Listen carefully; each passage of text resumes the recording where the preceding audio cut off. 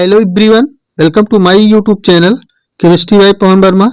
तो आज हम डिस्कस करेंगे अल्कोहल, फिनॉल, ईथर के सभी नेम रिएक्शंस के बारे में और इतनी बेहतरीन ट्रिक देने वाला हूं कि आपको मज़ा आ जाएगा। फिर जीवन में आप नहीं भूलोगे ये सभी नेमिंग रिएक्शंस। तो चलिए दोस्तों, टाइम ना वेस्ट करते हुए सीधे टॉपिक पर बात करते हैं। फिनॉल के प्रिपरेशन में पहला रिएक्शन आपका है डाउ प्रोसेस, जो कि बहुत ही इम्पॉर्टेंट रिएक्शंस है। यहीं से हम लोग स्टार्ट करेंगे। इसके बाद हम लोग ईथर और एल्कोहल के भी इम्पॉर्टेंट नेमिंग रिएक्शन के बारे में देखने वाले हैं। तो आज इस वीडियो में लगभग 11-12 रिएक्शंस के बारे में हम लोग डिस्कस करेंगे, जो बोर्ड एग्जाम के लिए बहुत ही इम्पॉर्टेंट हैं और 2025 में आने वाले हैं। तो चलिए स्टार्ट करते हैं डाउ प्रोसेस। तो देखिए यहाँ से एल्कोहल, फिनॉल और ईथर तीनों चैप्टर के नेमिंग रिएक्शन जो आपके इम्पॉर्टेंट हैं बोर्ड एग्जाम 2025 के लिए, उसी पर हम लोग बात करेंगे। देखिए फर्स्ट हम लोग फिनॉल चैप्टर से देखेंगे डाउ प्रोसेस, जो कि एक इम्पॉर्टेंट प्रोसेस है और हर बार लगभग एग्जाम में पूछा जाता है। तो देखिए डाउ प्रोसेस से किस प्रकार आप फिनॉल का फॉर्मेशन करेंगे। तो इसमें आपको पहले लेना क्या होता है, क्लोरोबेंजीन। क्लोरोबेंजीन का रिएक्शन आप सोडियम हाइड्रोक्साइड के साथ कराएंगे, जो कि एक न्यूक्लियोफिलिक सब्स्टिट्यूशन है। और आप लोग जानते हैं कि aromatic compound easily nucleophilic substitution नहीं देता है, लेकिन हम लोग वहाँ कंडीशन फॉलो करके या एक प्रकार कह सकते हैं जबरदस्ती उससे न्यूक्लियोफिलिक रिएक्शन करवा सकते हैं। तो देखिए आपको क्लोरोबेंजीन लेना है, फिर सोडियम हाइड्रोक्साइड का रिएक्शन आप इजीली नहीं करवाएंगे, लेकिन अगर आप 1613 केल्विन 613 केल्विन टेम्परेचर पे और 300 एटीएम प्रेशर पे अगर आप रिएक्शन करवाएंगे तो आपका क्या बन जाएगा, सोडियम फिनॉक्साइड। क्या बनेगा, सोडियम फिनॉक्साइड। तो आप लोग कहेंगे सर ये तो फिनॉल नहीं है। हाँ, ये फिनॉल नहीं है, ये आपका क्या है, सोडियम फिनॉक्साइड है। फिर आप जब सोडियम फिनॉक्साइड और HCl रिएक्ट करेंगे देन आपका क्या बन जाएगा, फिनॉल बन जाएगा। यहाँ से देखिए सोडियम Na+ है, O- है, यहाँ HCl है तो H+ है, Cl- होगा, पोलर कंपाउंड है। तो यहाँ से देखिए Cl और Na मिलकर NaCl बना देंगे और H यहाँ पे जाएगा तो आपका क्या बन जाएगा, फिनॉल। तो डाउ प्रोसेस से इस तरह से आप इजीली क्या बना सकते हैं, फिनॉल बना सकते हैं। लेकिन आपको टेम्परेचर यहाँ पर याद रखना है, 613 केल्विन टेम्परेचर होगा और 300 एटीएम प्रेशर होगा। इस कंडीशन पे ही आपका क्लोरोबेंजीन से क्या बनेगा, आपका फिनॉल का फॉर्मेशन होगा। यह आपका फर्स्ट प्रोसेस है जो कि हर बार एग्जाम में पूछा जाता है, आपको याद रखना है। क्लोरोबेंजीन का रिएक्शन जब सोडियम हाइड्रोक्साइड के साथ करवाएंगे 613 केल्विन टेम्परेचर और 300 एटीएम प्रेशर पर, तो आपको क्या मिलेगा, फिनॉल मिलेगा। ठीक है। नेक्स्ट प्रोसेस आपका है रशिंग प्रोसेस। तो रशिंग प्रोसेस में देखिए क्या होगा, क्लोरोबेंजीन का रिएक्शन जब आप करवाएंगे वाटर के साथ, वाटर वो भी गैसियस फॉर्म में होना चाहिए, गैसियस मतलब उसका स्टीम होना चाहिए। प्रेजेंस ऑफ कैल्शियम फास्फेट या फिर सिलिका के साथ करवाएंगे, टेम्परेचर आपका होगा 698 केल्विन। तो देन आपका फॉर्मेशन किसका होगा, फिनॉल का। तो इस प्रोसेस से अभी आप फिनॉल बना सकते हैं। लेकिन जो इम्पोर्टेंट प्रोसेस आपका है वो डाउस प्रोसेस है, जो कि हर बार एग्जाम में पूछा जाता है। तो दोनों प्रोसेस आपको याद रखना है। फिनॉल के नेक्स्ट नेमिंग रिएक्शन पे हम लोग बात करेंगे रेमर-टीमान रिएक्शन। रेमर-टीमान रिएक्शन, तो चलिए देखिए रेमर-टीमान रिएक्शन कैसे आप लोग लिखना है एग्जाम में। आगे हम लोग वीडियो को कंटिन्यू करते हैं। देखिए जब आप फिनॉल रिएक्ट करेगा क्लोरोफॉर्म के साथ, प्रेजेंस किसका होगा, सोडियम हाइड्रोक्साइड, यक्वस सोडियम हाइड्रोक्साइड और H+ कहाँ से लेंगे आप, H2O से। इसके प्रेजेंस में 340 केल्विन टेम्परेचर पर, तो आपको क्या मिलेगा, आर्थो हाइड्रोक्सी बेंजल डिहाइड या फिर पैरा हाइड्रोक्सी बेंजल डिहाइड। तो ortho para hydroxy benzaldehyde का क्या मिलेगा आपको, मिक्सचर मिलेगा, और जिसे आप क्या बोलते हैं, सैलिसिल एल्डिहाइड। फेमस नाम इसका क्या है, सैलिसिल एल्डिहाइड है। तो इजीली आपको याद होगा रीमर टीमान रिएक्शन में क्या होता है, जब फिनाल रिएक्ट करता है क्लोरोफॉर्म और एक्वस सोडियम हाइड्रोक्साइड के साथ 340 केल्विन टेम्परेचर और प्रेजेंस किसका रहता है, वाटर का, तो आपको क्या मिलता है, आर्थो पैरा हाइड्रोक्सी बेंजल डिहाइड मिलता है, जिसे आप सैलिसिल एल्डिहाइड कहते हैं। ये आपका है रीमर टीमान रिएक्शन, और इसी तरह से आपको बोर्ड एग्जाम में लिखना भी है। अब देखिए इसमें आपका जो इंटरमीडिएट बनता है वो डाइक्लोरोकार्बिन बनता है। क्लोरोफॉर्म आपका इस तरह से ब्रेक होता है कि HCCl3, तो सबसे पहले आपका NaOH से आपका न्यूक्लियोफाइल जो होता है OH माइनस वो अटैक करता है, तो यहाँ से आपका H2O माइनस हो जाता है, फिर आपका C-Cl3 बन जाता है, फिर यहाँ से एक Cl माइनस होकर के CCl2 बन जाता है, जिसे आप लोग जानते हैं डाइक्लोरोकार्बिन है, जो कि एक इंटरमीडिएट है और लुईस एसिड भी है।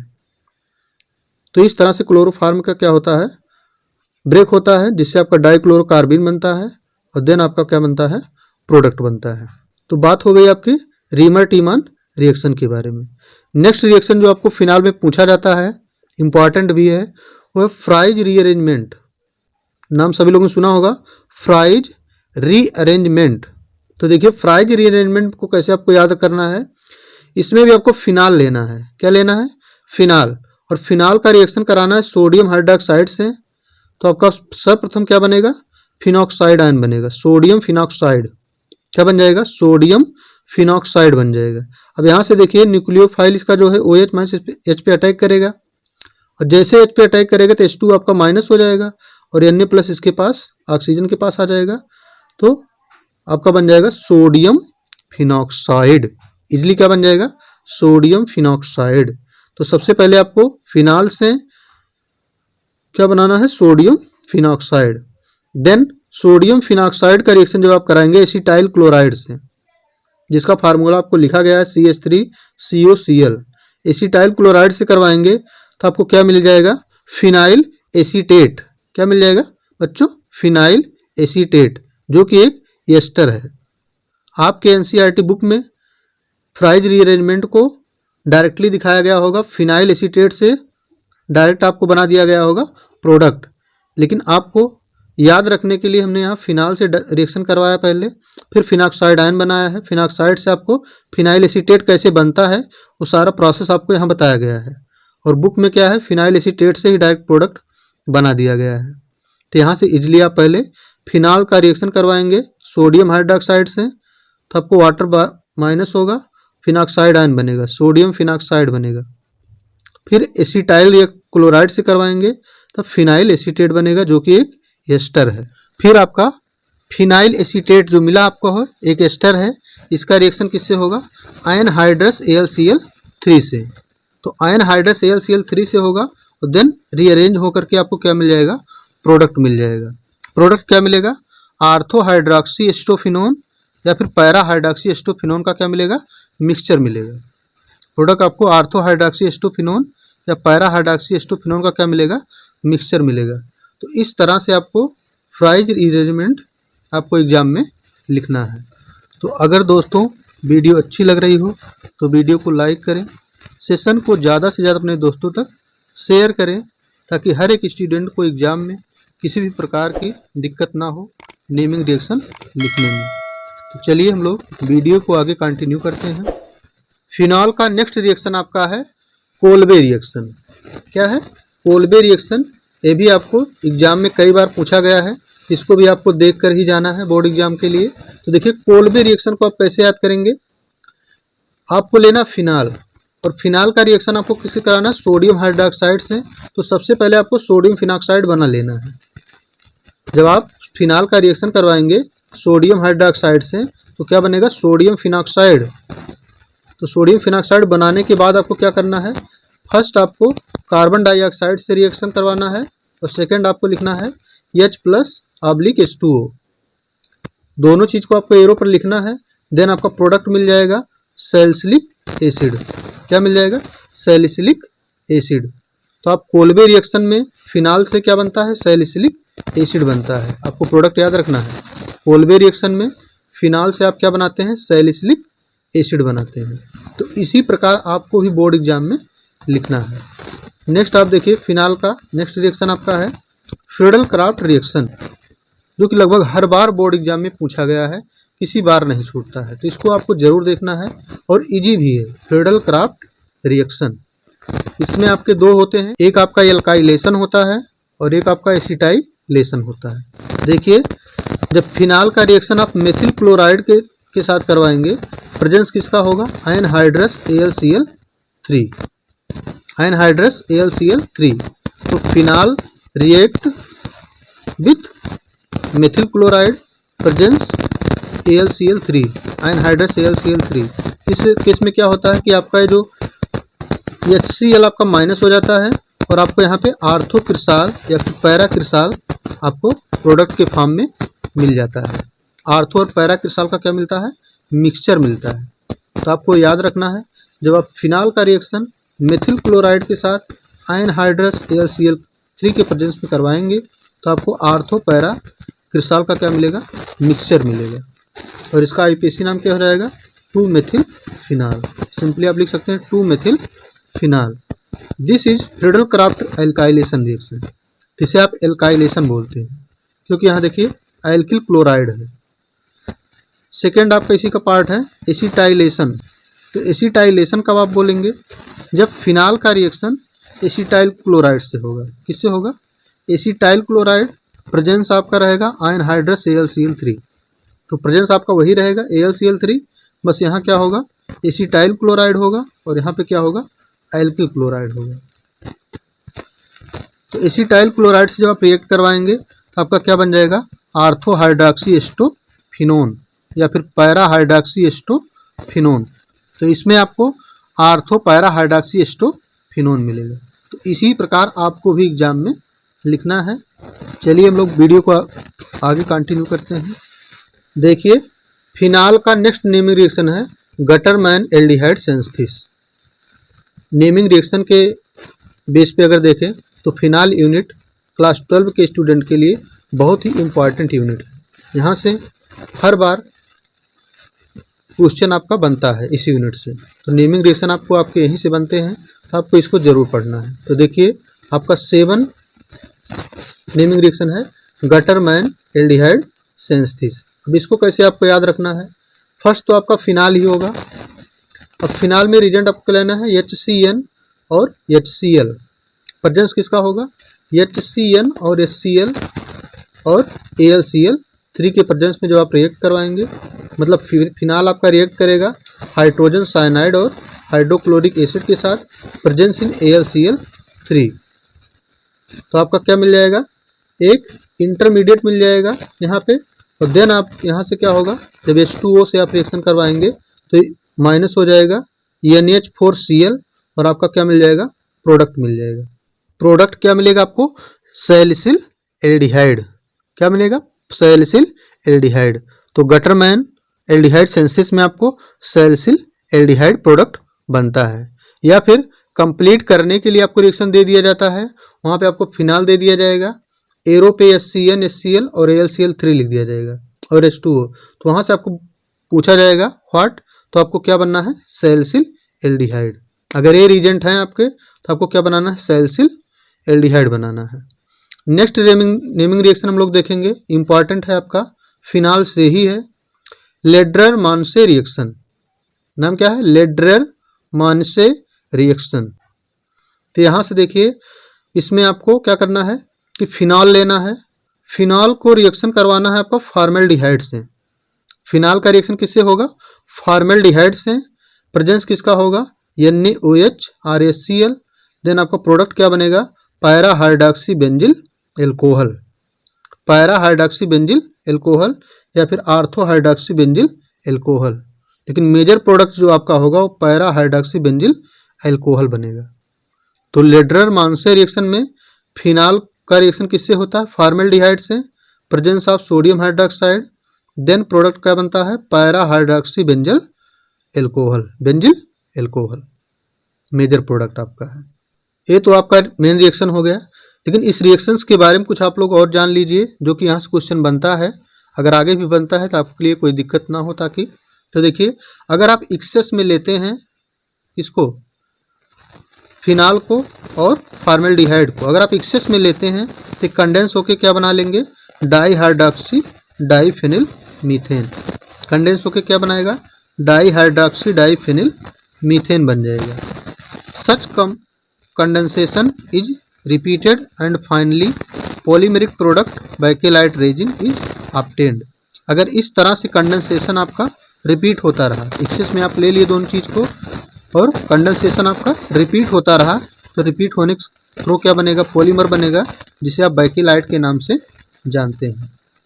तो आप लोग वीडियो के कमेंट में ज़रूर लिखें कि बैकेलाइट का यूज कहाँ पर करते हैं। आप लोग बैकेलाइट का यूज कहाँ पर होता है, आप लोग कमेंट में इसका आंसर लिखें।